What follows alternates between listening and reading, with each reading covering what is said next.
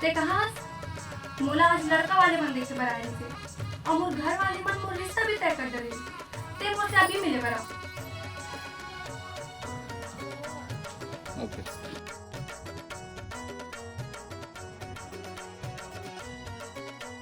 आओ गुटे तार बड़ी मकाबर बोला तो बड़े बात होगा।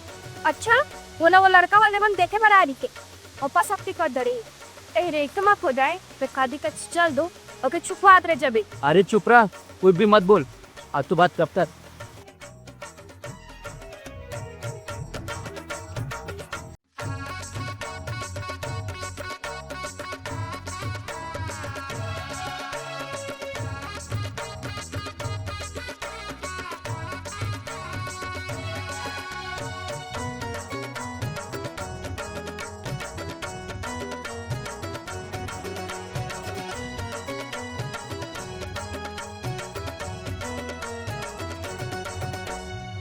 संगवारी ते संगवारी ले जा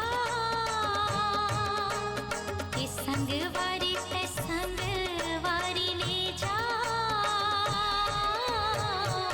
मांगे सजा के भावर परा के मांगे सजा के भावर परा के मोर दिल महे काका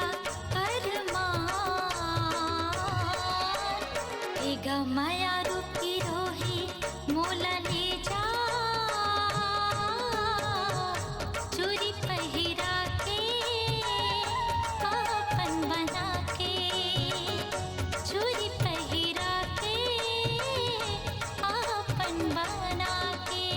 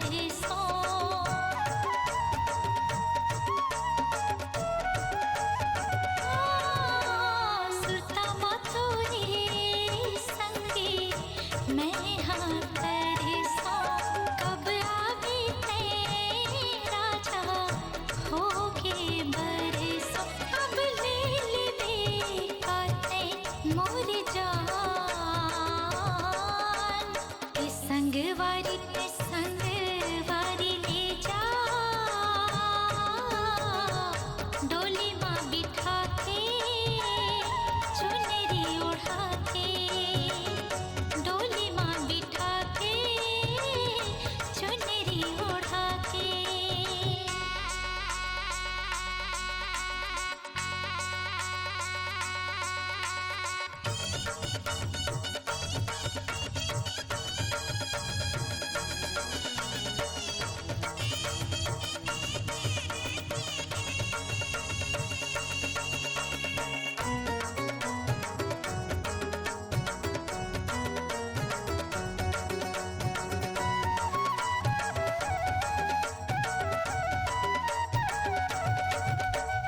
आहूँ रे पगली आहूँ तोरे अंगना ले जाहूँ रे तोला आपन संग माँ।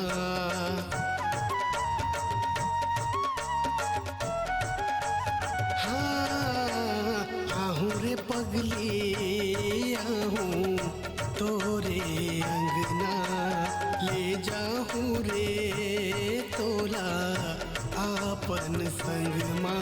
तही दिल तही हावस मोर परान मुश्किल है जीना हथौड़ी बिना तया के मोला ले जा